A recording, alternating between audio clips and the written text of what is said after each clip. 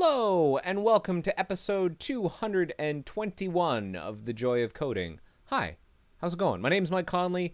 We're going to be hacking on some Firefox stuff today. I'm so happy you're here. There's lots to do. Let's get to work. Without further ado. Oh, there's already chat. Oh man, so I've got the Twitch chat. I found out recently, I'm such a Twitch newbie. I didn't realize that you could pop out the Twitch chat into a separate window. Ironic, because I worked on picture-in-picture. I didn't realize that you could split out the chat into a separate window, and I've done that now, which makes it a lot easier to follow the chat. And someone got something emote. Thank you for the emote. Thank you. I don't understand what that means, but it seems like it's a really great idea. Everyone seems really happy in the Twitch chat. So thank you to Melko Rules.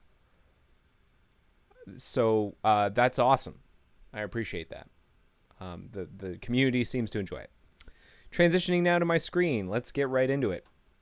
So today is July 8th. Hopefully you can read this. 2020, episode 221. No plan survives breakfast. I wanted to start with that. I always start with that because it's very important for you to realize that the stream that you're watching is not really pre-planned.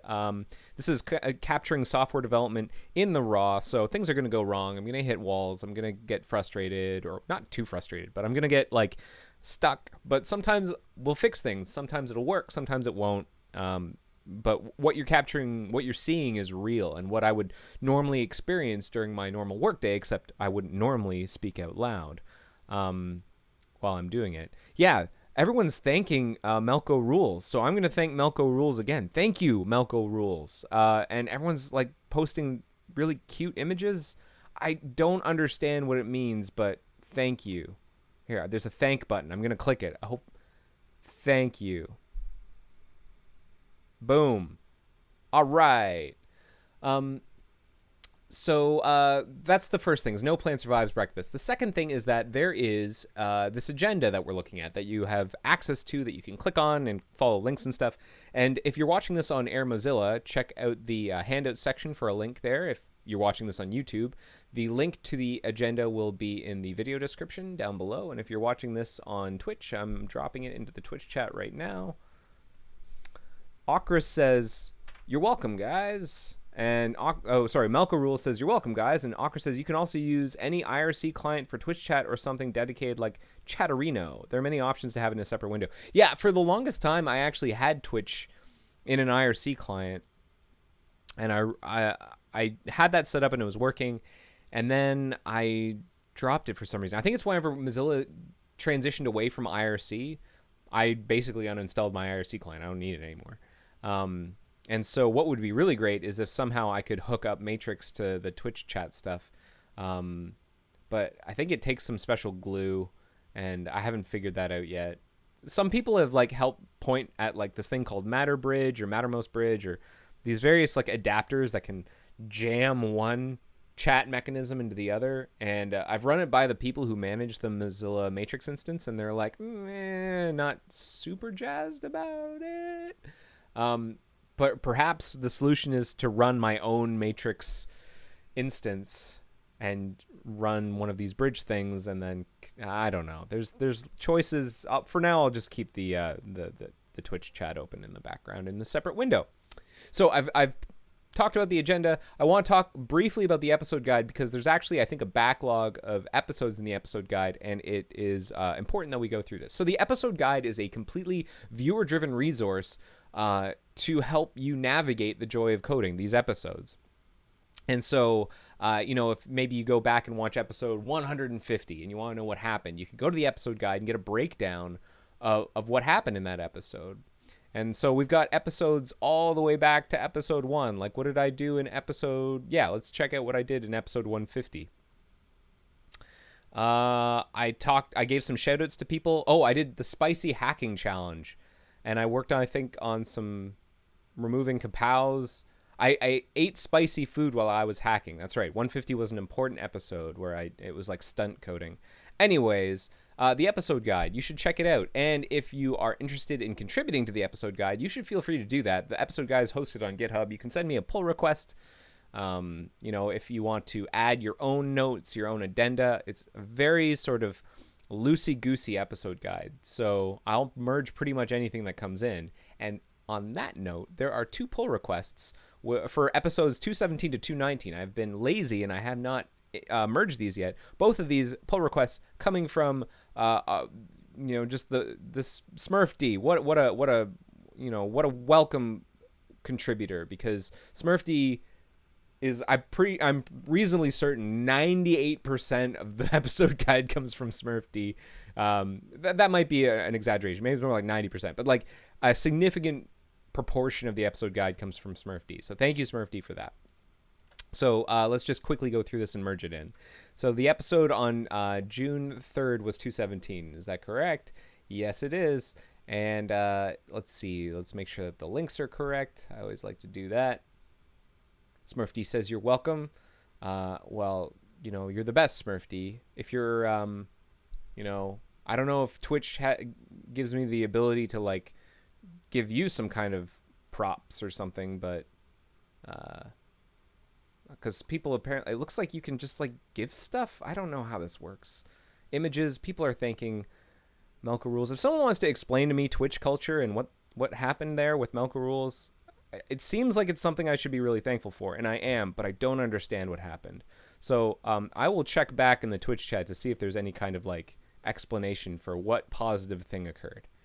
The agenda looked good, I think. Yeah, 217. And then what did we do? So pandemic edition. We're still in the pandemic. I'm still in my basement, and I'm still on home Wi-Fi. Again, I hope it holds out. We're working on silencing notifications while sharing your screen over WebRTC. Writing automated tests for the caching stuff. I made cold brew, and it was pretty bad. I have 2 namesakes who give him anonymity. That's right. Other Mike Conleys. Okay, this all looks reasonable. Thank you, Smurf D. And then there was episode 218, which was on June 10th, I believe. Let's double check. June 10th, 218. Yeah, that's right. And let's double check the links. 218 and the agenda link. 218. One of these days I really would like to get all of the notes like off of Evernote onto something else. It's not like a high priority, but it'd be nice to like not be completely tied to their system. I freeze those, like freezing those notes and having them exist inside GitHub would probably make a lot of sense. And yeah, all of this makes perfect sense. I'm going to merge this in. Thank you so much to Smurf D. That's a great set of episode guides. Always thank your contributor. Thanks. If you're curious about what the episode guide is built with, we actually use Jekyll, which is a Ruby script program to take sort of specially formatted files like these and produce a static website. And special thanks goes out to Danny Colin, who did a huge amount of work setting that up and like making it really pretty and simple. So like adding these episode guides is pretty simple. There's a template to follow, and it's pretty excellent. So I already noticed that I've got, because those two episodes weren't yet merged in, and SmurfD based their change off of that work, I've still got 217, 218 in here. So the way you filter those out is you look at like just a particular episode. So like there are various commits here. I'm currently showing all commits. I just want to show 219 and 220. It's interesting. The commit message says only 219, but it looks like 219 and 220 are in here. So I'm not going to harp on that. It's great. It's like a special gift. So June 24th was episode 219. Yep. Looks good. This link looks good. 219. And the agenda looks good. And I talked about Barn Costello, my friend who worked on the Joy of Coding theme, who's also, if you're a fan of the band Faith No More, I'm a huge fan of that band.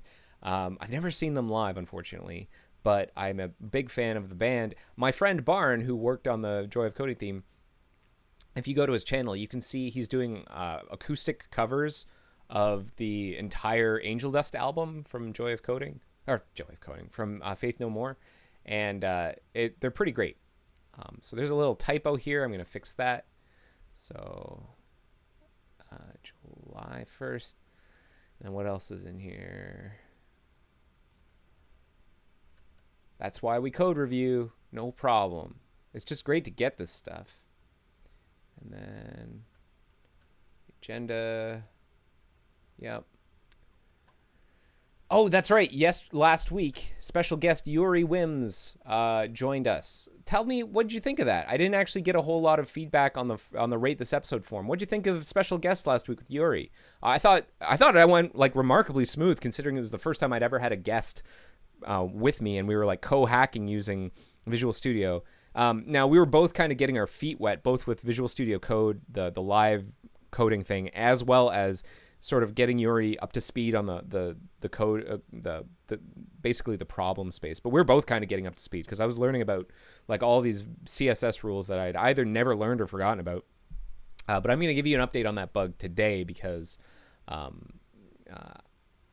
some progress has been made. Also, we talked about Bugzilla. We walked through how Bugzilla is very noisy and dense and full of information, and it's really important to figure out what's easy to ignore. I find that that's the better way of thinking about it. Like, what can you safely ignore? Where do my eyes go? And so we talked about that last week. So if you're curious about that and what Yuri and I worked on, you should check out episode 220 from last week.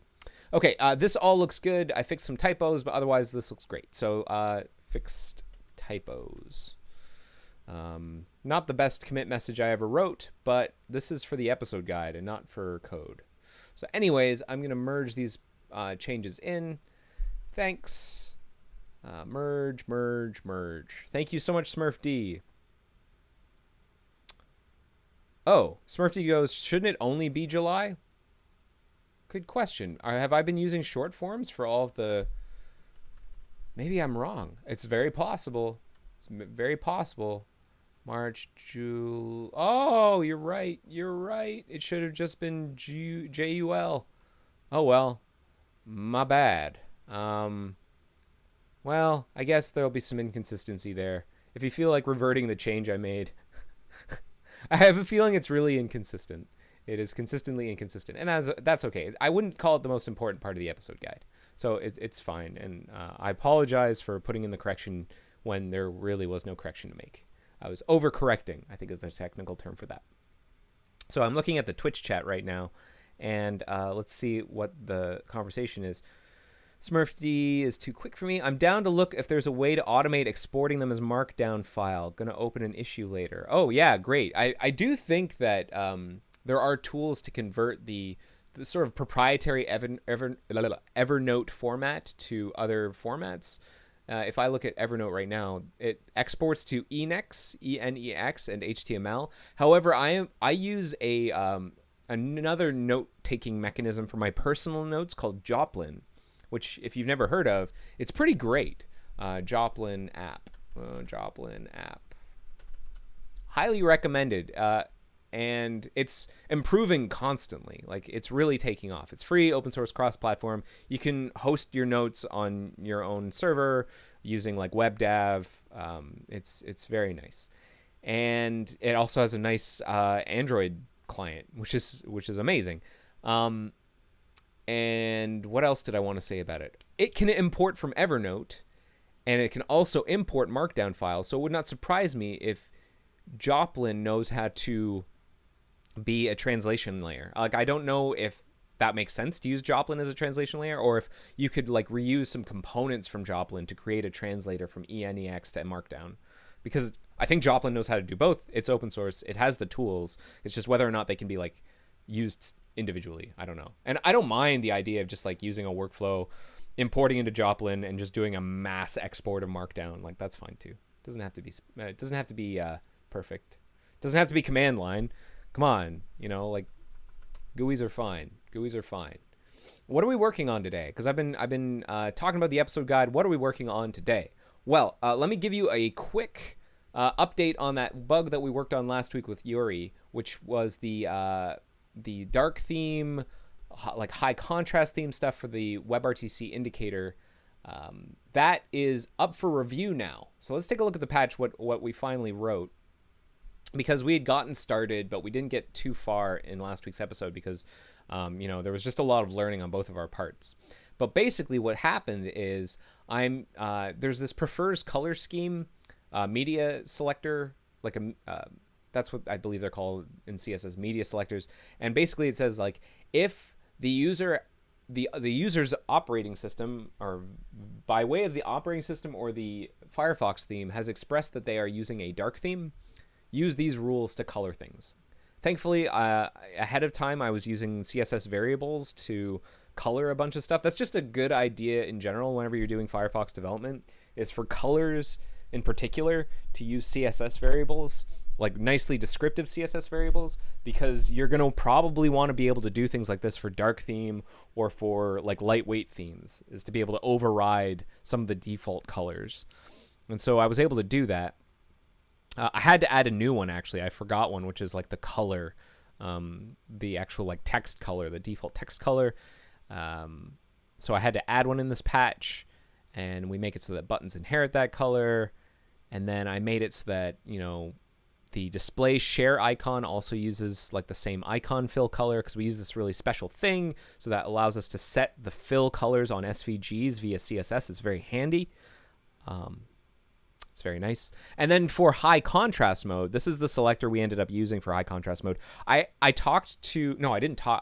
examined some CSS. This seems to be the right technique to detect high contrast mode, from what I can tell. And so we use a bunch of sort of like built-in CSS colors. Like instead of using hard-coded values, we're using these system colors, CSS system colors, so that the operating system can tell us what's the most appropriate color is for various things. With the sole exception of some of these button colors, I ended up just copying those from some other places where we do high contrast mode. So that's where that patch is. It's currently waiting for review, and it's just sitting there. So that's where we are from last week. There was another bug that Yuri and I were going to look at, but we never got to, and I was hoping we could look at that today, which was if you close the Webrtc sharing indicator, which is the same indicator that shows up at the bottom, that that shows up to let you know that you're sharing your camera, you're sharing your microphone, you're sharing your screen or something. If you find a way of closing it via, say, the taskbar, context menu or something, or a keyboard shortcut, because like we do our best to make it difficult to close. We don't want the user to accidentally close it and then forget that they're sharing their stuff. We want it to be abundantly clear that you are sharing streams from your camera, microphone, or like your displays. We really want to make sure the user is always aware of that. If you can close it, what seems to be the state of the art from the other browsers who have similar indicators is to just shut down all the streams. So if the user closes the window, we want to shut down all the streams. We do have the capability for the user to minimize the indicator. This is not something that we used to have. We used to, on Windows at least, we had this little notch at the top. We still have this on release. On Nightly, we have the new thing. But there's a notch on the top. It's kind of thin. It's maybe not clear what it does. And you can move it along the top of the screen on Windows and Linux. But that's basically it. There's a minimize button in the new indicator, and it shows up towards the bottom of the screen now. So these are some of the improvements. And we want to make it so that it closes. Before we do that, I want to give you one more update about something rather exciting. So you're hearing it here first. I haven't tweeted about it. I haven't blogged about it, even though I plan to do this, which is that you remember that About Home startup cache we've been working on off and off of for like, I don't know, months now. I got pulled off to work on like this WebRTC thing, and I was also working on other stuff. But the About Home startup cache is a project I've been working on to improve startup speed. And I've currently got a version of it that works pretty well, and it doesn't have that flicker that we were trying to fix. I have a patch to fix the flicker.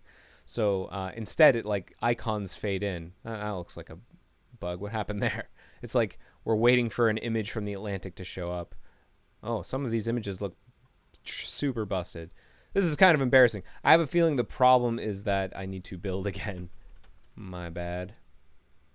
But essentially, I found a way of bypassing the flash, and I've added something to a new section to About Preferences for people to try out the new cache to find bugs. So if you go to About Preferences in Nightly, there's a new section called Nightly Experiments. And if you click on that, my personal build doesn't have it, but my current build of Firefox does. Sorry. If you go to Preferences, under Nightly Experiments, there is a checkbox for About Home Startup Cache. So you can turn that on, and then when you restart the browser, we will start caching the About Home document. So that's something you can start checking out. And if you are interested in filing bugs against it, I really probably should have included a link to a bug here. But if you find issues with it, the meta bug for filing bugs against it is static. Is this one 1614351, and I'll put a link to that here. Are you interested in testing the About Home Startup Cache? Turn it on in About Preferences Experiments and file bugs against this meta bug. So let me just add that to the episode agenda and save. And so if you reload the agenda, that link will be there. Now, you might, the way to test whether or not it's working, I apologize if you've seen this before, but the way to test whether or not it's working is to check out the source of the About Home document and make sure that it has this comment, cached, and then a timestamp, and it will tell you when it was cached. If there are a number of reasons why the cache might not work for you, or we might just skip it. That's if, for example, you are configured to not restore all, if you are configured to restore your previous session by default, or if your browser happens to apply an update and restores all your previous session by default, we don't use the cache. And if you don't use About Home as your default, then we don't use the cache. And I think there's one more. I can't remember what it is, but there are a couple of reasons why the cache might get skipped. But if it works, then you'll see that comment in the inspector. I think if you pull up the source, if you try and pull up the source, it will re-request it. But if you look at the inspector, you can see the cached comment there. Okay. So I talked about that. What I want to do is work on the indicator, closing the indicator. If the user closes the indicator, we want to shut down all the streams. That's the goal. Danny Colin says, I'm so happy that experiments are back. It's so much easier than tracking prefs you need to change. Yeah, absolutely. It's also safer because, it's really easy inside of About Config, which is, if you've never been there, there's a reason we put a giant warning label on it. If you go to About Config, there's this proceed with caution thing and accept the risk and continue. A lot of people just blast right past it, but you can easily screw up your machine if you fiddle the wrong thing in here. And, that's a tragedy. We definitely we want to remove as many ways for the user to accidentally blow themselves in the foot, like just shoot themselves in the foot. So the preferences experiment section is a nice way for us to identify and surface things that are ready for more user feedback, for additional testing, and also for people to opt out. Like, these are turned on for me by default on Nightly right now. And if for some reason I'm a developer, I'm like, hey, I really don't want that right now. What's going on? I can turn them off from here. Which is a lot more clear than having to dig into About Config and try and figure out where things are. Sometimes the prefs are really not clear. You'll go to About Config, you have to change a number from a 3 to a -1. What does that mean? Experiment checkboxes make that a lot simpler. Okay, so the first thing I'm going to do is I'm going to update to About Central, and I'm going to demonstrate the bug if I can. We're going to see if we can cause the indicator to appear, and then we're going to see if we can close the indicator window somehow. And we might, on Mac OS, I'm not entirely certain what power I have to close a window, probably in the context menu. SmurfD also points out that even finding what the pref is called can be really annoying. I heartily agree.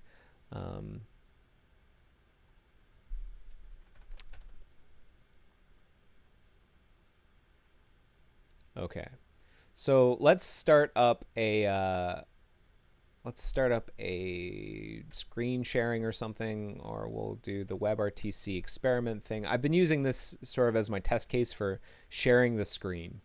So I choose a window. Let's choose the current window. So we've got this like indicator at the bottom. Hopefully you can see this thing right here. So I'm going to try and find a way of closing this without stopping the stream. If I minimize it, I can put it in the dock. If I right click on it, I can't seem to close it. I can only quit nightly from the menu. So I actually, on Mac OS, it might be difficult for me to actually close it. But what I can do is I can pretend that I found a way by using the browser toolbox and calling like window.close. Like, I guess this is a way that users could do it. But as soon as they open up the browser console, all bets are off because they're effectively like, oh, someone's chatting. They say, man, I can't read. Sorry, I'm going to have to zoom in. I think I'm losing my eyesight. Al Perenster says, hey, dude, saw you on Hacker News and wanted to say hi. Thanks for the hard work. So I was very, I guess, pleasantly surprised to find out that I was named in a recent Hacker News article about picture-in-picture. That was, I guess, pleasant. It's a bit scary whenever your actual real name is used. I guess I should be expecting that. I'm live streaming right now, and I'm using my real name, so I guess I'm kind of inviting the world. But you know, I'm glad people are enjoying picture-in-picture. Is all I'm saying. So I'm glad you enjoy picture-in-picture. I hope it's useful. I hope we can make it better soon. So we're trying to drum up some prioritization for improvements to picture-in-picture. There are some things I'd love to be able to do, and maybe we could even do on the stream, which is like caption support, multiple picture-in-picture windows, more controls on the window, like a playhead scrubber, a volume control, the turning on the mute button by default, because there's one that exists, but it's off by default. There are a bunch of reasons why these are not. The primary reason, I'll point out, why these are not available right now is because a lot of sites do their own captions their own way, or they maintain their own mute state in a special way. Because the way picture-in-picture works is when you click on the mute button, or if you like, if we were to put a playhead scrubber or something in there, what we're actually doing is we're proxying calls to change the current time of the the playback. We send a message down to the video element. We say, hey, change your playback position to here. And if the site is using JavaScript to do special state maintenance, or like they're controlling the state of the video specially, like suppose there's an object that maintains the current playhead state and periodically like sets it to that value or something just to keep it from lagging. I don't know. I'm making something up. But if I touch the video, I have basically circumvented that object. And now the two are out of sync, and then, if you'll pardon the language, all hell breaks loose. And this has happened for mute and unmute as well, where like we will mute the video, but the object that wraps the video that the site uses to maintain it doesn't know that we muted the video. They're not paying attention to volume change events, and we can't convince them to pay attention to volume change events. So what ultimately happens is the video like decides to get out of sync, and then the controls break. So we're looking at ways we can improve that, but we have to invest some time into figuring it out. Like now that I'm thinking about it, it might be interesting to try to use some techniques like the WebCompat add-on that we use right now to specially position the toggle to add things like event listeners for volume change on particular sites, and say like, oh, volume change occurred from picture-in-picture. Now I'm going to like poke into this sort of site-specific object instead of value. Like maybe we could do that, but it becomes like the sort of chicken and egg or cat and mouse or some kind of animal pairing problem where you have to know how the site works and you have to dig in, and sometimes these sites are heavily obfuscated. And yes, we have people at Mozilla who are really good at figuring out obfuscated site code and like figuring out how it works, but then you're kind of at the mercy of them breaking you. So it's like finding a really sort of cross-cutting solution would be really, really nice if we can. So we have to do some research. Anyways, I am digressing. I want to close this window And I'm going to do it via the dev tools. So let's do window.close. So check out what's happened. The indicator is gone, but we are still streaming. I'm still sharing my screen. This is the case we do not want to be in. We do not want this to be here. So whenever we clear the screen or clear the indicator, when we close the indicator, we want to shut down all the streams.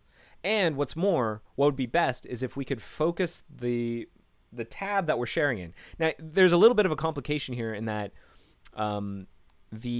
you can share in multiple tabs. Like we could have like 100 tabs, and 5 of them we're sharing microphones, and 2 of them, and camera, and 3 others, and screen, and 1 other, or 5 others. Like there's this mixed bag, and the indicator, the global indicator, is supposed to sort of be an accumulation, an aggregation of the state for all of them. And so when we close the indicator, we want to shut down all of those streams across all of those tabs, and then we want to focus or select the most relevant tab in the most relevant window. And I think the way I've talked to UX about this, what we're planning on doing, I'm not saying that that's a common case. I don't think it's actually very common to share across so many different tabs. But it can happen, certainly. The spec definitely allows it. And so what we're going to do is we're just going to select the most recent window in the most recent tab and focus that, the most recent tab that you shared with whenever that indicator closes. Just so that you're aware that like there was a major state change here. And you should be aware that like these sharing applications that you were using are probably broken now that you've cut the stream. So bring that to the user's attention. So let's get kind of into the code here. Let's get started. Actually, first thing I'm going to do, I'm going to close a bunch of these files because I've just got a bunch of stuff open. So let's just close all this. I don't need it. Don't need it. Start from scratch. Don't need it. Okay, so let's start with the Webrtc Indicator code.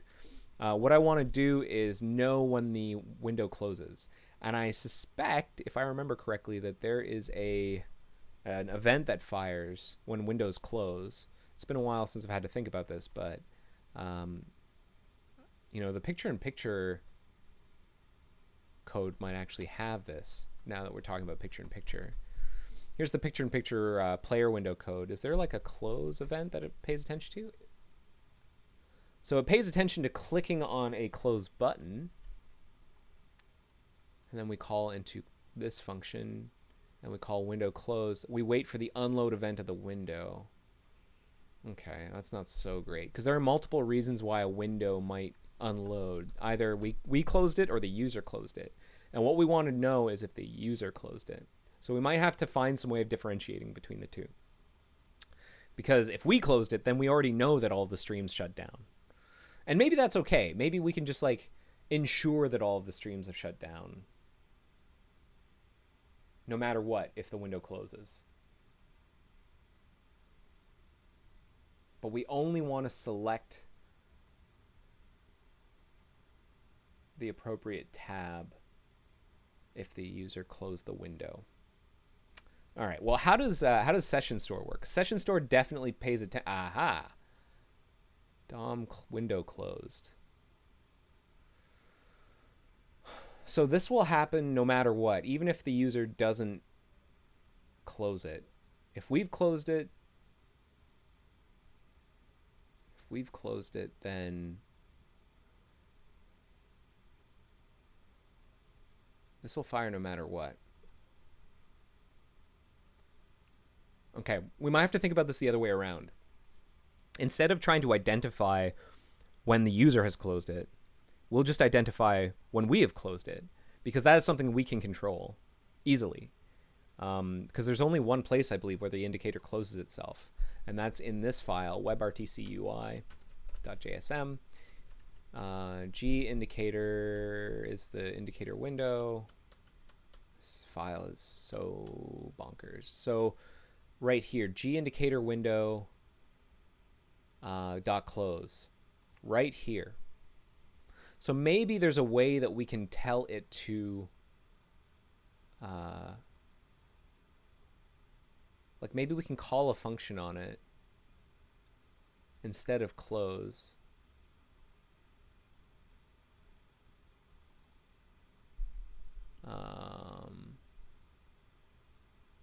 Or pass an argument. Like if I override the close function, I know it's really not a good idea to override the close function of a window. So maybe we can make it more explicit. G indicator window.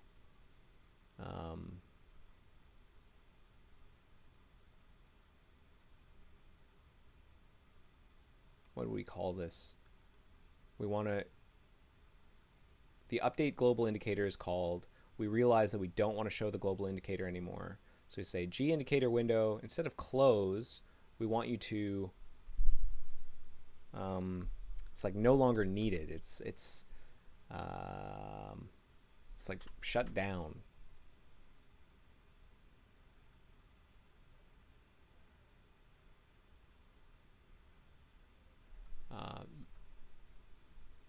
Or system closed, or no more streams, or naming so hard, throw away. That's an interesting idea. Like forget. Although forget's usually used for things like passing references, like smart pointers, like handing off smart pointer things. I don't want to use forget incorrectly here.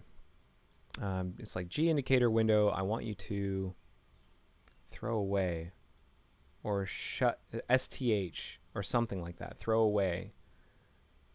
G indicator window.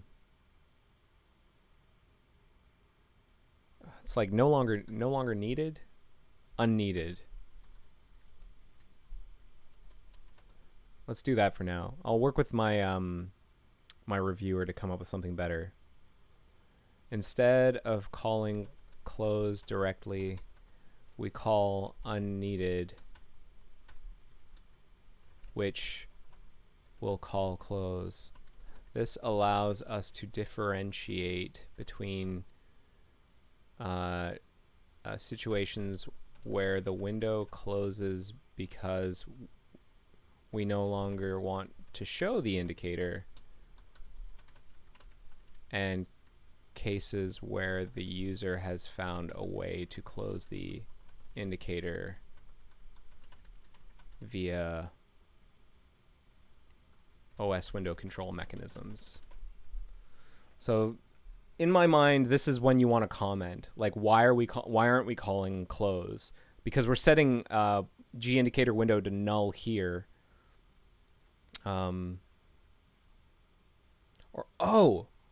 Or we could do this, mark unneeded, or set unneeded,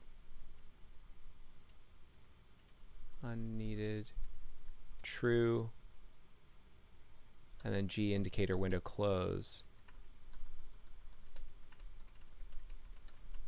Would we, is unneeded. That makes more sense, needed. Calling is unneeded. Make unneeded. Before calling close, we call make unneeded, which to allow us to differentiate between situations where the indicator closes because indicator, this case, and cases where the user has found a way to close the indicator via OS window control mechanisms. Like this is kind of, in my mind, where you want to add a comment. Al Prinster says, it's always hard to find good names. Someone should do something about it. Yeah, like, what would we call it? We should do something about it, but we need to call it something. I made a joke. So this is where you want to put in a comment, I think, like, so you can explain to people and make sure that they call make unneeded. Like, why is make unneeded needed? And then you tell them what it's for. Now, is unneeded spelled right? For some reason, my brain's not telling me. Yes, it is spelled right. So now what we can do is we can expose a new function. Function make unneeded. Webrtc Indicator make unneeded. The reason I do it this way, I've done this for a couple things. I do it for the picture-in-picture window as well, is to make it so that it's like it's more explicit what functions are being exposed to outside callers. Because right now in JavaScript, unless you do like fancy things with scoping, because we could wrap this whole thing up in a scope, but you don't, like, as principle of encapsulation in least knowledge, you don't want people to be able to sort of reach in and manipulate these objects. And yeah, you could do stuff with scoping, but instead I'm just exposing these functions explicitly and then documenting them explicitly. Mark needed to remove the negative. The problem is, so Danny Colin brings up a good point. Like, it would be nice if we didn't have the negative here, but the problem is it occurs here. We don't reach a point where, like, we realize we are needed. There's just you default to needed, and there's a point where you become unneeded. Maybe there's a better word that's not a negative. Unneeded. Like, synonym dictionary. Synonym.com. Ocarina. Let's not call it that. Superfluous. Mark superfluous. Gratuitous.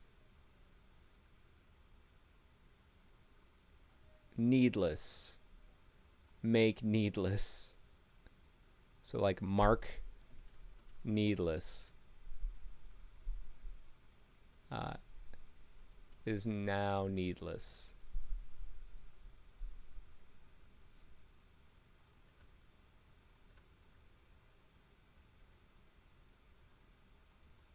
Again, that's kind of a negative, but these are is now redundant. Is system closing.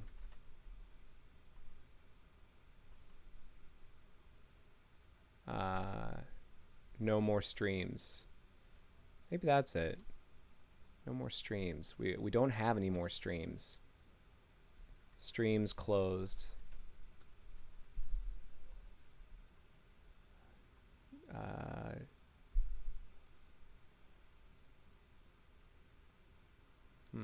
Redundant. Mark redundant.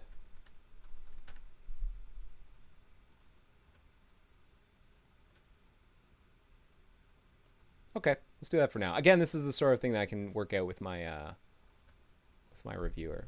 Public function called by Webrtc UI to indicate that Webrtc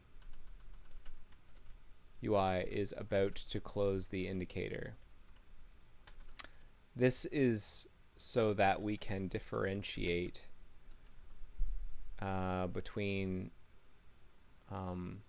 closes that are caused by Webrtc UI and closes that are caused by other reasons, like the user closing the window via the operating system OS window controls somehow.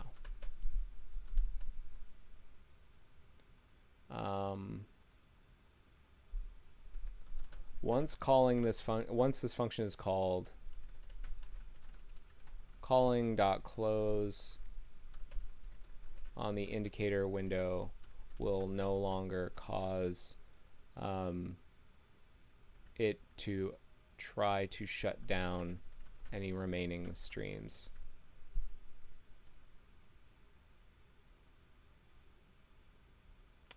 This is so we can differentiate. Maybe if the window is closed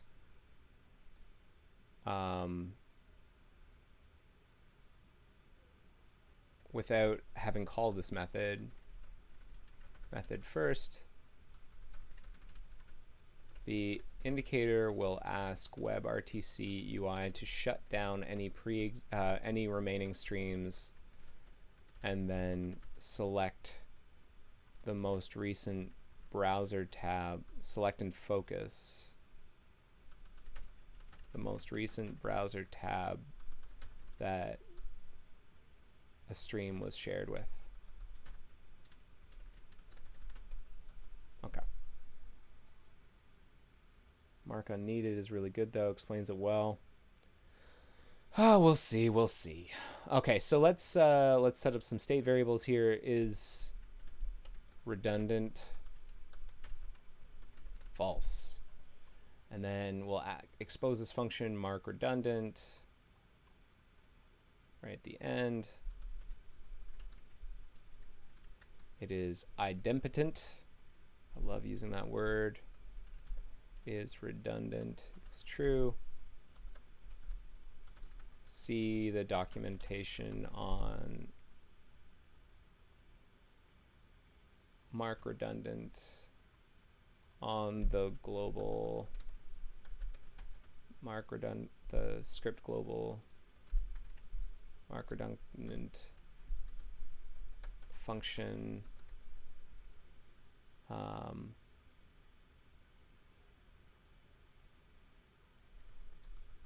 Yeah, that's probably enough.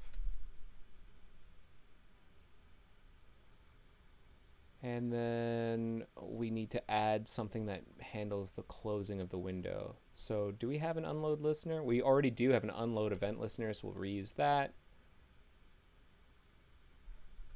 If not redundant. Oh, sorry for hitting the mic. The user has found a way of closing something. I shouldn't blame the user. Something has closed the window. Close the indicator, but before but it wasn't Webrtc UI. This means we might still have some streams being shared. To protect the user from unknowingly sharing streams, we shut those streams down. So I'm actually thinking I think, yeah, we can call into it. It's like, is there a pre-existing function that we can use? So there's like get active streams. Do we have something that's like shut down all active streams?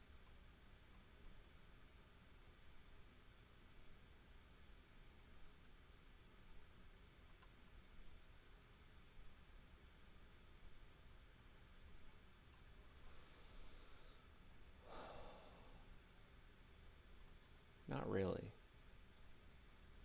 Now we do something like this. We do stop sharing screen. So I think we're gonna have to add a new function. It's just like stop all streams.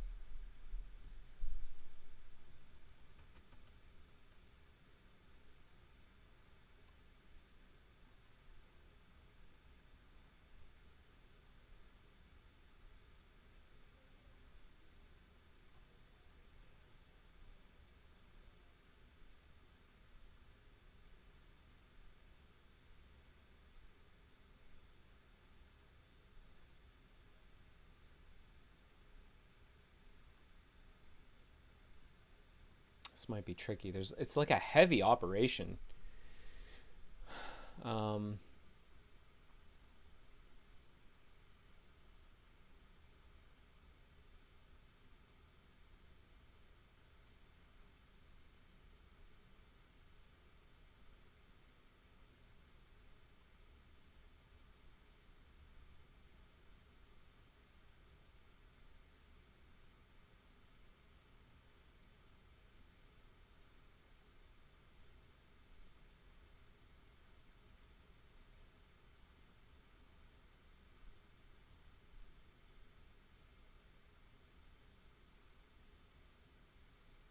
Remove the permissions.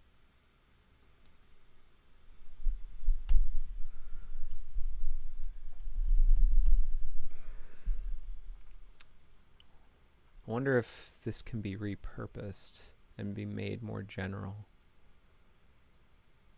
Because this does some of the work already.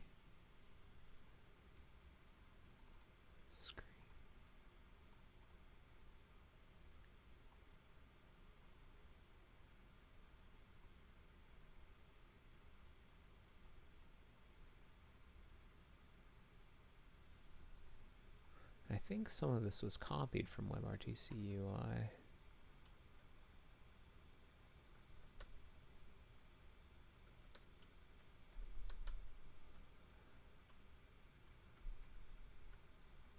Remember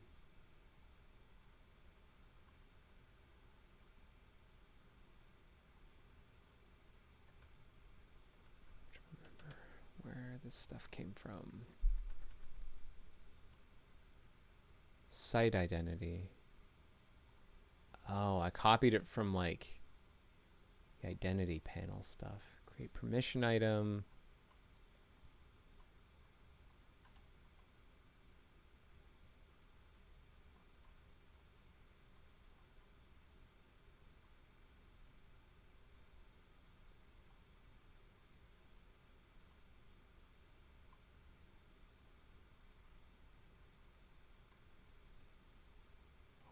Pop-up, handle identity button event. What does the revocation of permissions in here? Fresh identity block.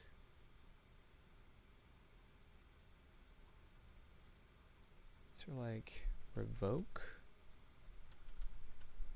Stop sharing. Create permission clear button. So we create a bunch of like specialized buttons to do the clearing. I don't really it feels pretty hacky to go through all the panels and like programmatically click those buttons. I don't want to do that. And that's sort of where I cobbled this together from, the this stuff.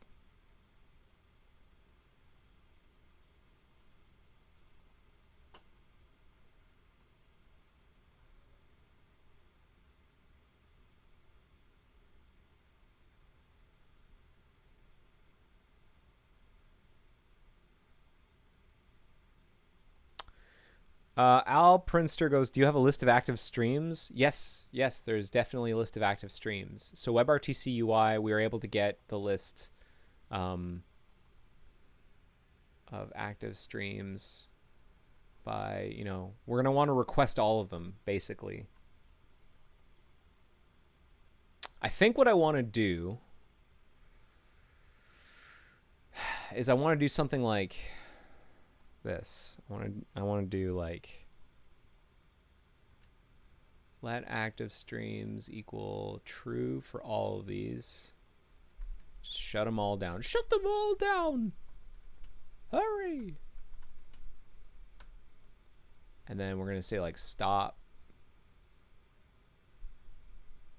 sharing active streams. I think that's what we want to do. I also want to get like the most recent streams browser.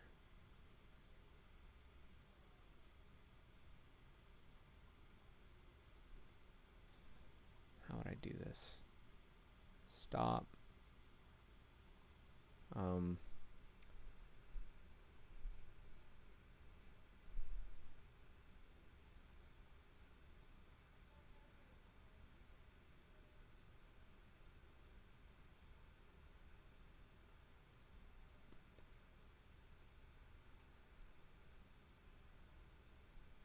Just thinking how I want to structure this.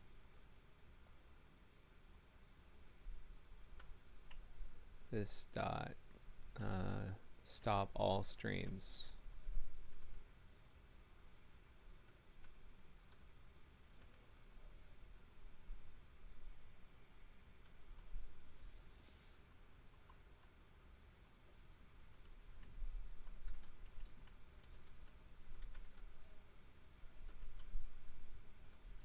So this will do the work of getting them all.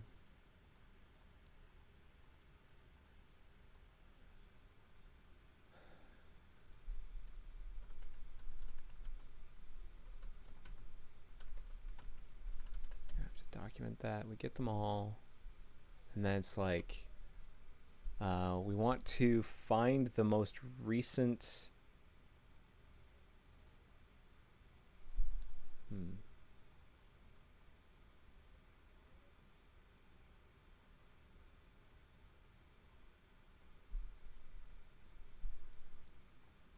we make this more general? The operations in here more general. Let's take a look at this. Let's copy this over and see what it does and see if we can make it more general. Stop sharing active streams. So what it does is it bails out if there are no, oh, spelled that wrong. It bails out if there's nothing in there, and then we choose a stream to revoke the permission from. Okay, so that's definitely different because we don't want to choose one specially, but we do want to focus its browser. So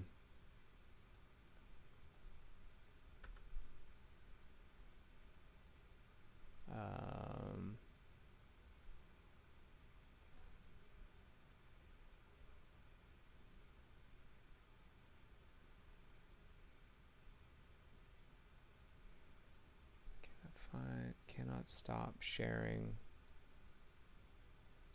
Like, this should not be as catastrophic as this original function is making it out to be. Because it's like aborting if it can't find the window for some reason. But we definitely want to shut down all the streams. Al Perenster says, calling stop sharing screen function on all the streams would do it, but I am no master. Would it? It would stop all of the screen sharing, but it wouldn't stop the camera and it wouldn't stop the microphone. And we gotta shut them all down. It's like C3PO, shut down all the garbage what was it? Shut down all the garbage. What's the quote? Shut down all the garbage mashers on the detention level, will you? Do you copy? Shut down all the garbage mashers on the detention level. Yeah, too much space in my brain for trivia. I think we can do this later. Well, no, hold on. Is that true? Because we need to get the browser. Do we need? And we need the tab to get the Webrtc state.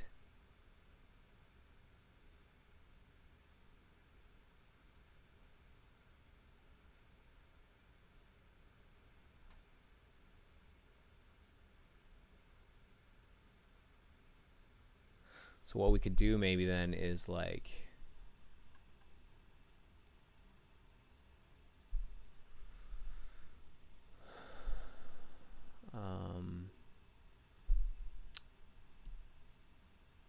for each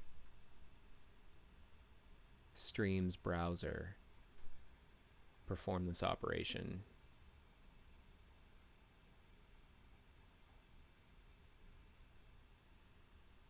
So hold on. For let stream of active streams. Browser, let browser. Oh. Equals stream. And then what we're gonna do. Sorry, my air conditioning is broken right now, so it is so warm. I really have a hard time concentrating. Browser equals stream.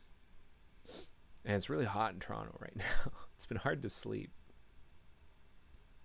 I also want to remember the last one. So it's like, but I'll do that at the end. Browser to select. Most recent stream equals that. And say browser to select.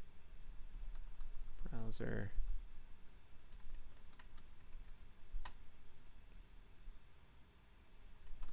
Select that browser. And what we're going to do here instead is we are going to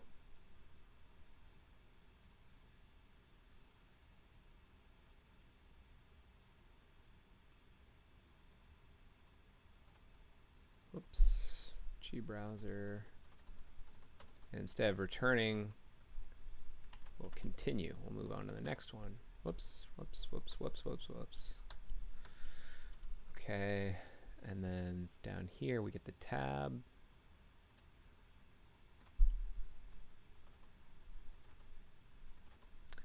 Can't stop sharing stream. Cannot find gbrowser. Can't stop sharing stream. Cannot find tab. We'll continue.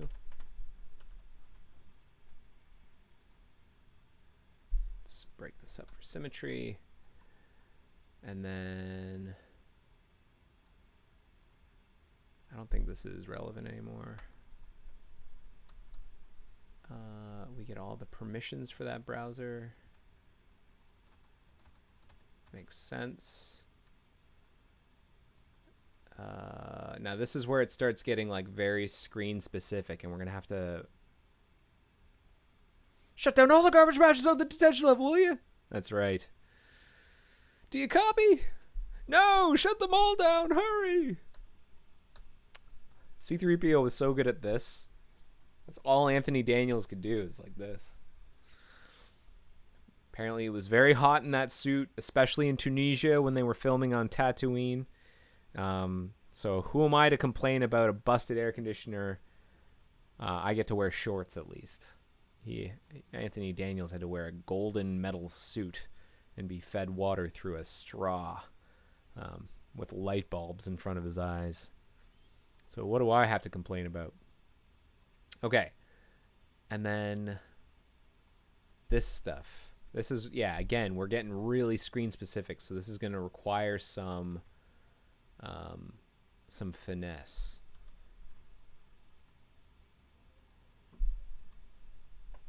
So what is the old, what was it, browser site identity? Yeah, what does browser site identity do? In create permission clear button.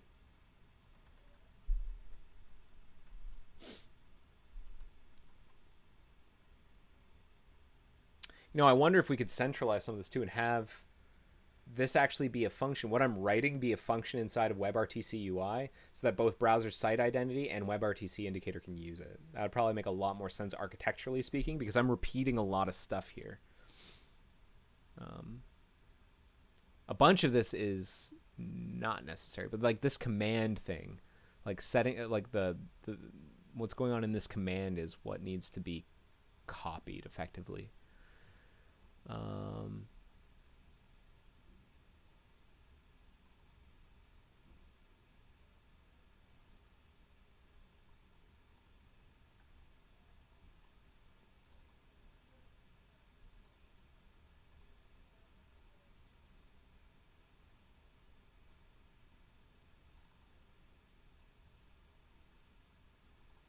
permission sharing state. And we look at the permission ID. Here we get the sharing state off of the tab.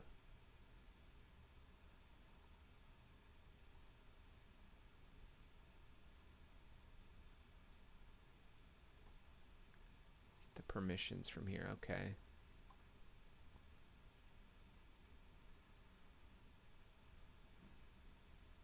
It's like if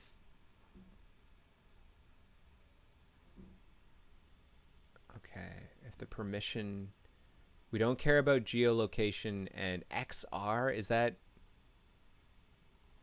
like augmented reality? What is that permission? XR.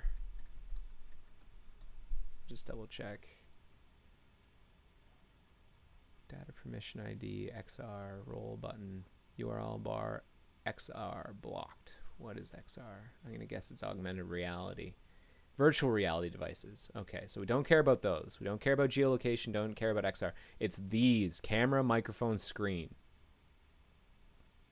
And this is what we want.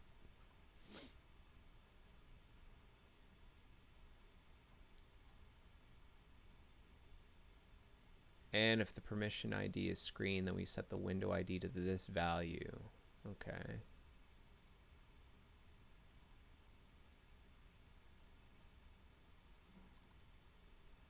Permissions. Okay, so for let permission of permissions, if switch, do I want a switch statement? It's like No, because for the most part, these are the same. But there's some special handling for camera, microphone, and different handling for screen. So it's like if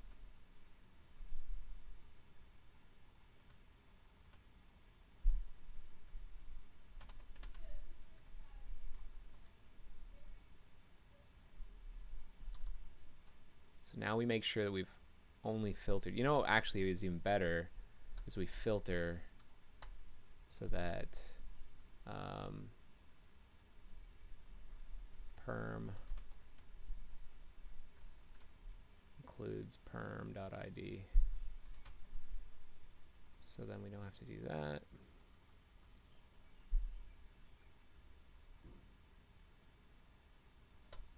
So now we have only camera, microphone, screen permissions. If the permission is a screen, so we do what? We do window ID, we create that. Otherwise, we do all of this stuff, and then all of this business. So we're gonna need a window ID.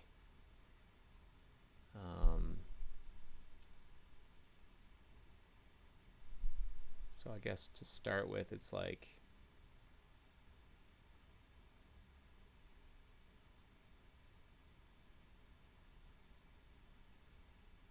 screen. So these, it's implied that this is camera and microphone branch. This is really hard to read.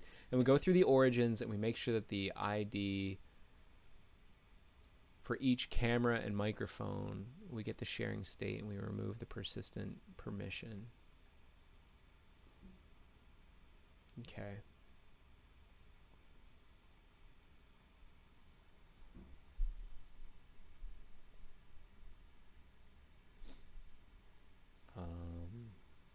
One moment, please.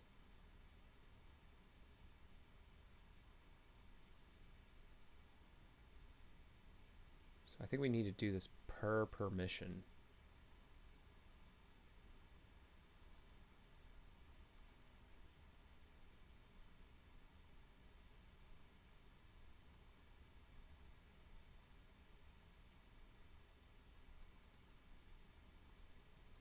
Yeah, because before we're like going through them.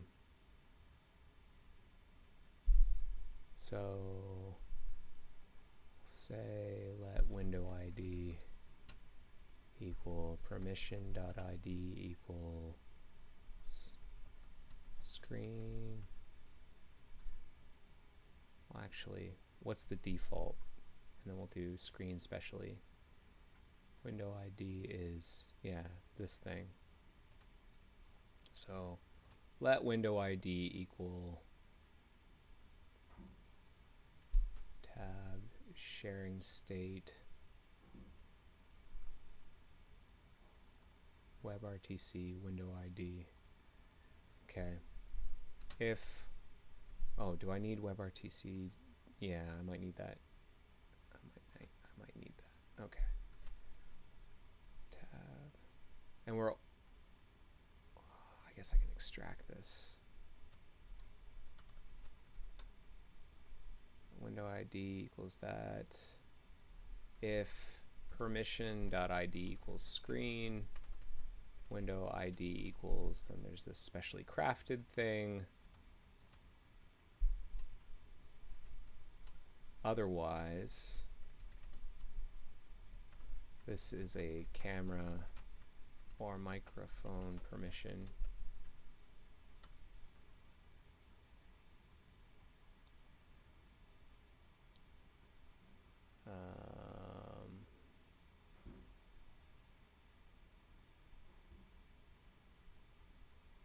Then what do we do?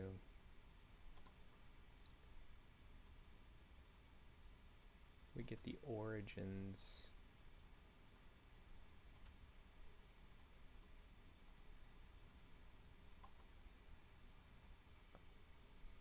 Hey, Shimorikatu. I'm sorry if I butcher your name. Shimorikatu. Hello. You said hey, Mike, and I'm saying hey back. Nice to have you here. Hope it's okay. I'm just kind of hacking around. This comment looks relevant.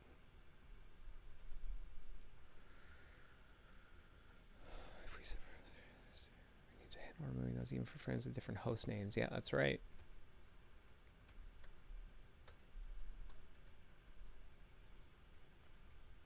So I'm putting this inside of Webrtc Indicator.js to start, but this will probably make a lot more sense inside of a different, inside of Webrtc UI.jsm, so it can be shared, because I'm repeating myself a lot here.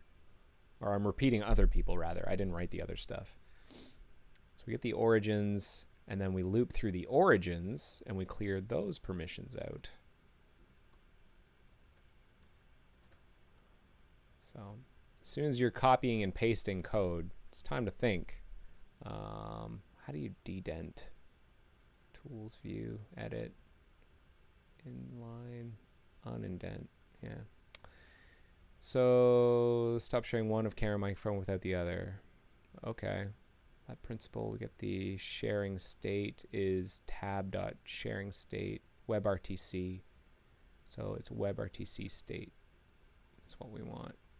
If webrtc state ID, if not principal, okay, create the principal from the origin. We call remove perm persistent allow, which is this.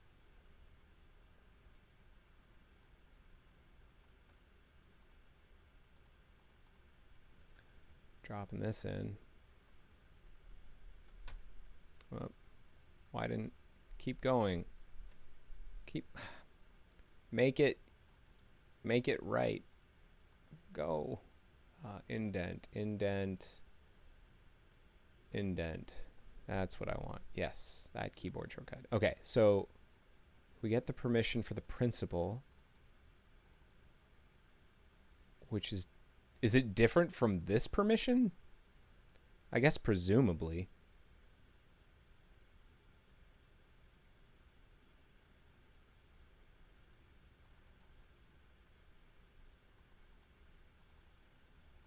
All right, and then we say, are you persistent? If so, we're going to remove from that.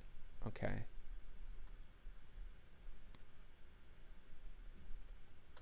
Don't need that anymore. And then we've taken care of the camera. We should probably double check permission.id equals camera or permission.id equals microphone. Just to be safe.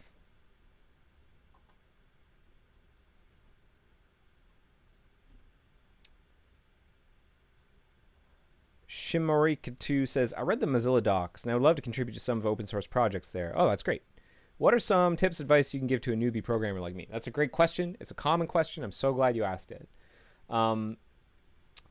Smurfd has linked some really handy stuff in there, some links to get started. I highly recommend checking those out. What I would also highly recommend you do to get started is once you've read those documents is to focus on getting a local build of Firefox. So, read those instructions for how you can contribute and then look on how to do a simple Firefox build, because that is numero uno priority is you need to be able to build locally, and it's gotten a lot easier. So how to clone the source, install the dependencies. It's kind of special for Windows. You kind of do some special things for Windows, but then you build and then making sure that it works. Now there, I think, is something in here about artifact. Yeah, artifact mode.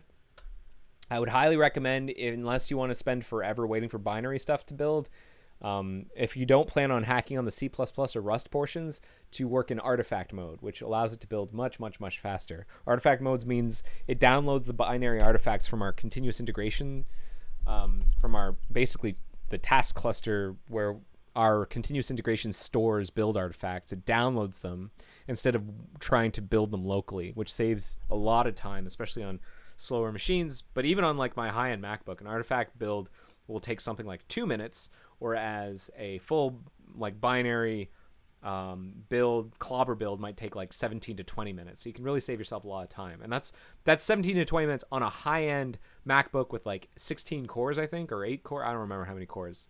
Lots of CPU power on a sort of a consumer grade computer. it might take longer. I've heard of build times up between 1 and 2 hours. It's crazy. So using an artifact mode is highly recommended. And then once you've built Firefox, then the next step is to find a bug that you want to work on. And what I would recommend is you check out codetribute.mozilla.org. I'll put a link to that inside the agenda. Oh, there already is a link in the agenda. Code Tribute. So this is a sort of a curated list of mentored bugs in our Bugzilla. Bugzilla is our bug tracker. So actually, maybe before you even go to Code Tribute, an even better first step would be to go to Bugzilla. Here, I'll show you what it looks like if I'm not logged in. I'll open up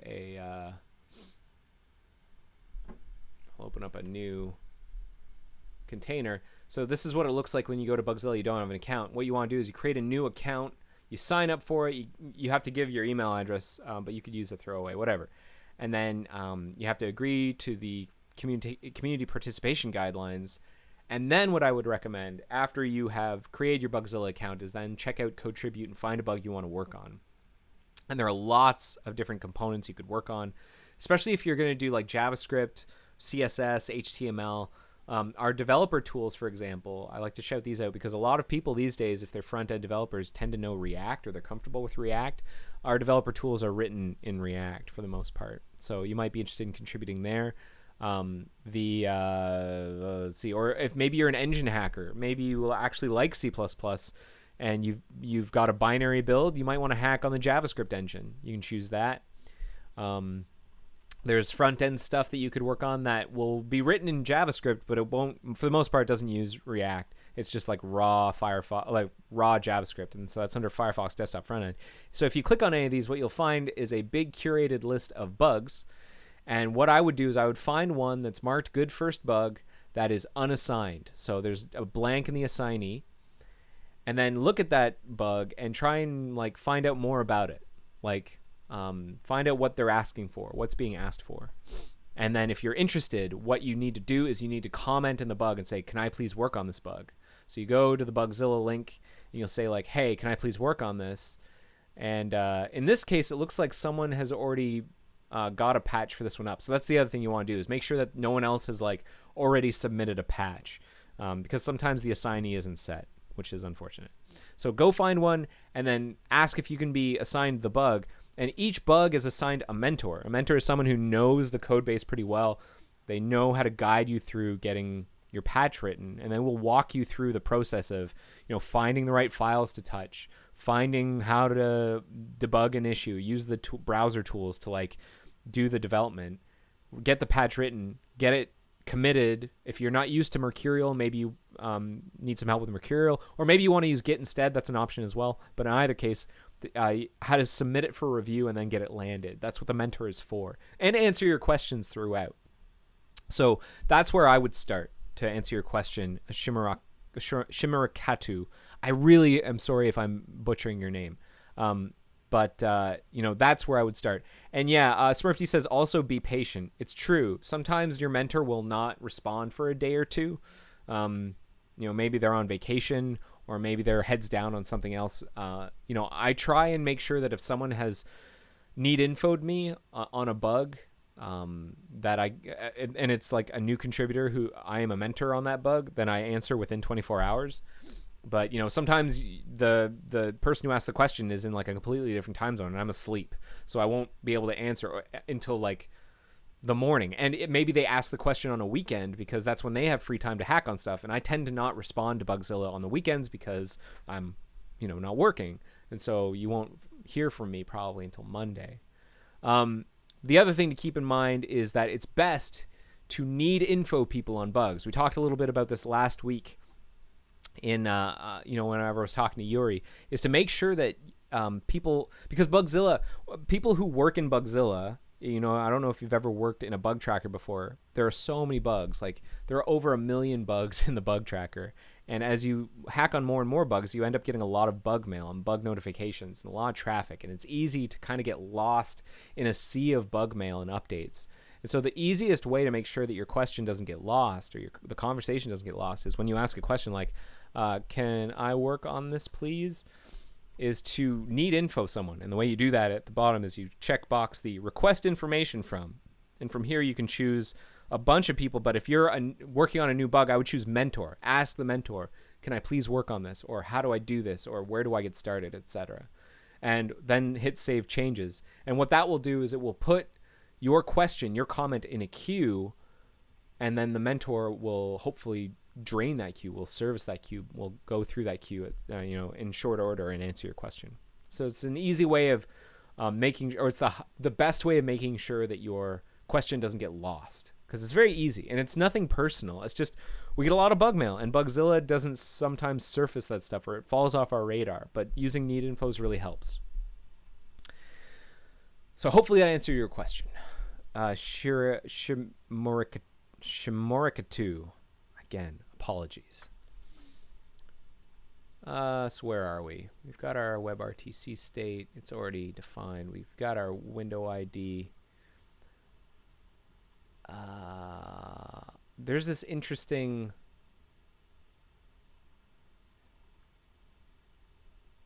Yeah, what is this all about? Do we do this later?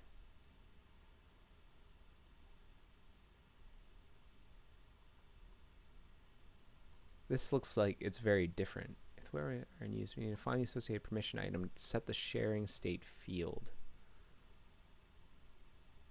This is effectively this.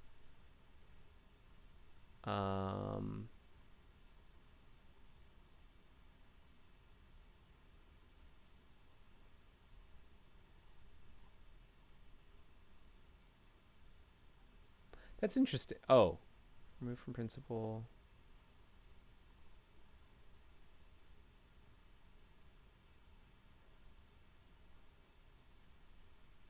It's interesting that we don't actually, I don't think we actually have to do this part for screen anymore, or ever. Maybe we just never needed to do it.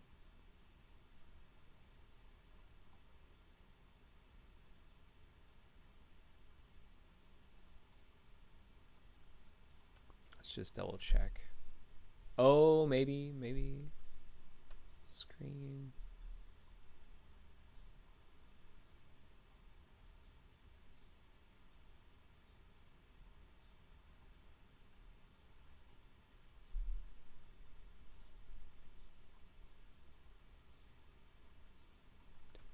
Permissions.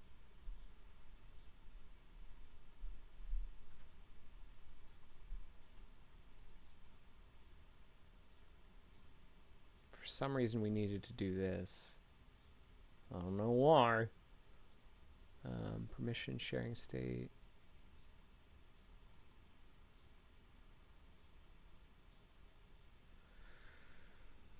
Well, let's clear it out for now. And then what it does is it looks for the screen permissions, and then it tries to remove them from the principal. So what I'm going to do is, we don't need this anymore. Don't need this anymore. All we need is this. For each permission,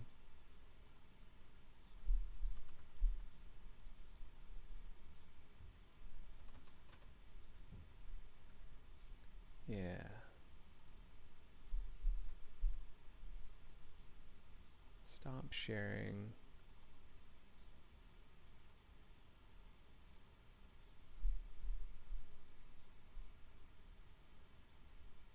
Did we forget a bracket?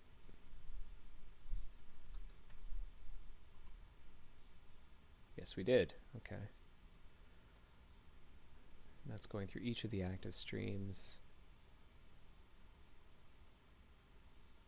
Now maybe we want to do this first, because I have a feeling that removing these active permissions and forgetting these streams actually removes the reference to the, like, it clears out these active streams. So we want to hold on to the browser to select. We'll do this first, and then we're going to find the associated window.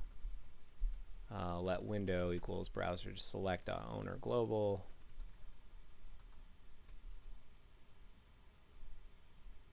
let G browser equals browser to select to get tab browser. And then what we'll do is like window.focus, G browser.selected browser. Oh, and then we need the tab. Tab equals G browser.get tab for browser to select. And then we'll say selected tab equals tab, and then we're done. So that's a guess. This is all speculation that this will work, but we can test. Most recent stream. Yeah. Let's see. Linting is more or less happy with this, but this is all speculation. But let's just see what happens. If we see who calls this is redundant. So I believe what we just wrote will be called if we attempt to close the window manually via the dev tools. And if that works, then we can start testing other cases and seeing where it falls over. But I'll probably stop the stream no matter what happens here. I'm going to stop the stream. But what's really nice is that this is probably super easy to test. You set up a bunch of streams and a bunch of different tabs. We close the window. That's easy to do from automation. You close the indicator and then just make sure the streams are all gone. Easy peasy to test. So we can add a whole bunch of tests for this, which is nice. I say easy peasy. That's how I'm going to that's how I'm accidentally screwing myself. I should probably knock on wood. Sometimes things are not easy peasy. All right. So if all goes well, then by closing this window, we should stop this stream. Let's see what happens. Window.close. Nada. What happened? Let's investigate. Let's investigate. We'll set a breakpoint. On unload.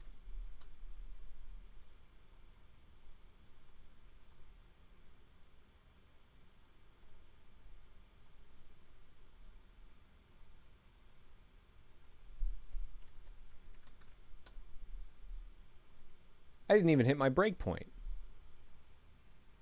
What?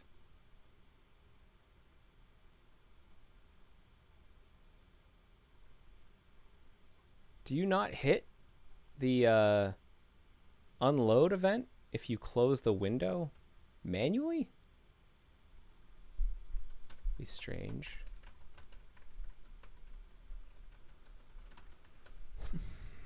Easy peasy, says Smurf D. Yeah, easy peasy. That's how I'm trapping myself.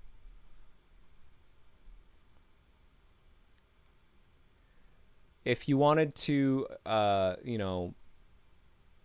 find a good candidate for what should be carved on my tombstone when I finally kick the bucket, it should have been easier. It was supposed to have been easier. That's what you can put on my tombstone. I feel like that is usually the case. Window.close. Okay, so unloading indicator is fired. It's just that I can't seem to attach my breakpoint on a closing window. That's too bad. All right, well, let's start tracing through this with dumps. If is not redundant, stopping all streams. Else is redundant? How is Babby formed? Stop all streams. Dump found active streams dot length streams to stop. Dump bailing here. Get the most recent stream, and then going through permissions.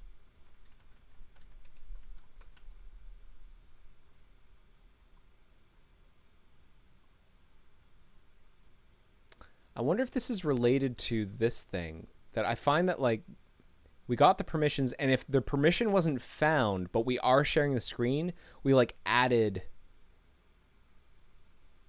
It was like a temporary permission.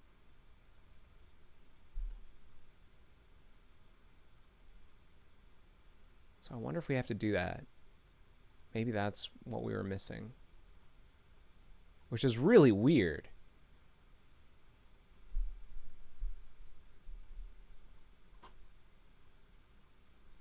And then, like,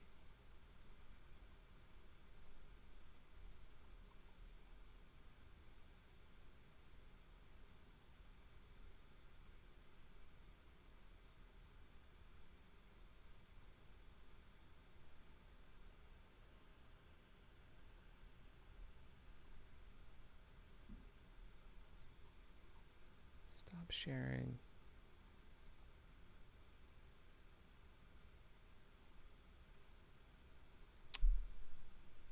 So we could do this. It's like if permissions dot find, is that the right one? Like array dot prototype find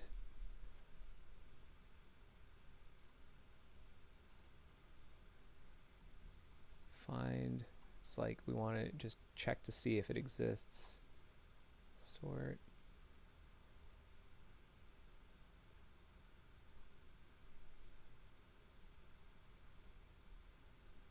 not includes, it's got to be not the value, it's a callback.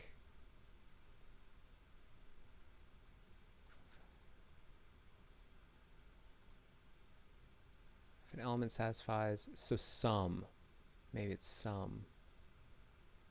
If permissions dot sum perm dot id equals screen, it's like if there are no screen permissions, then we're going to add a special one. Let's just see what that's like.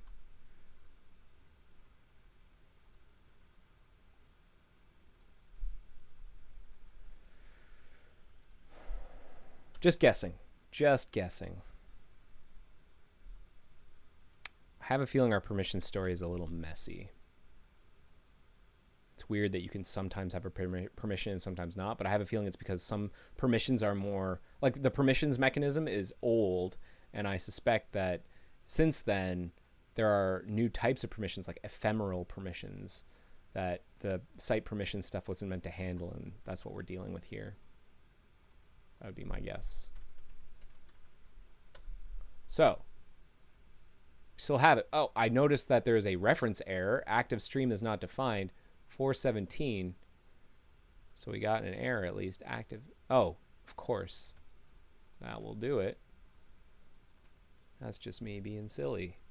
Let's try that again. One more time with spirit. And then for real, I'll end the stream.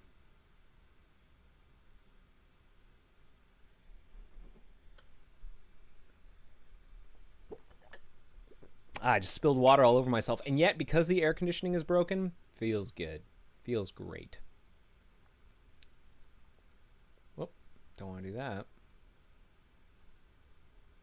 Okay.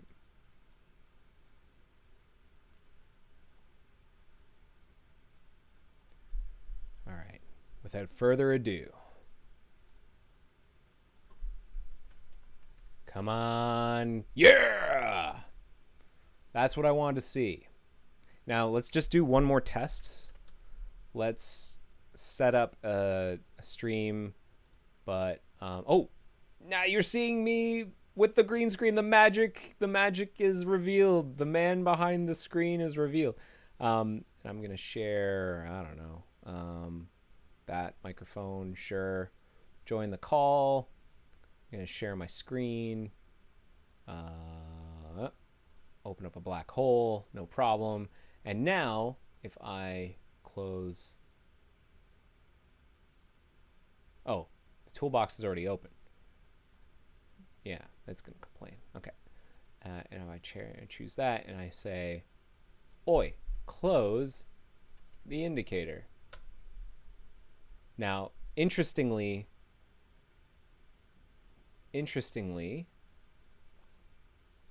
it stopped sharing the... Oh, this is really weird. It looks like the screen, everything is still being shared. The camera and the microphone are still being shared. And the screen, my screen is no longer being shared, but everything else is still being shared, including my camera and my microphone. So I'm gonna have to figure that out. But you know, we're making progress here, and I hit an error. I'm gonna have to figure this out. Update indicator state. All right. Well, thank you so much for watching episode 221 of The Joy of Coding. I hope that was interesting. Special announcement. You remember that stream I did last week where I had special guest Yuri Wims? Well, we both had a really great time. I've really enjoyed hacking with Yuri, and she's going to be back in a couple of weeks. We're going to make it sort of a regular thing where Yuri and I hack together, and hopefully we can like really go deep on something. Who knows? Maybe we'll work on some of that picture-in-picture stuff. We'll see. But you know, that'll probably happen sometime in August. So I'll let you know when it's coming up. Thank you for watching episode 221 of The Joy of Coding. I hope you have yourselves a great day. I hope if you're like me in the northern hemisphere and it's hot, I hope you stay cool. If you're in the southern hemisphere and it's cold, I hope you stay warm.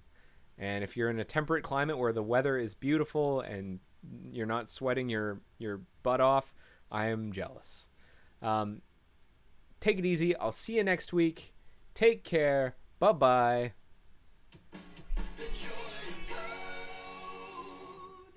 See ya.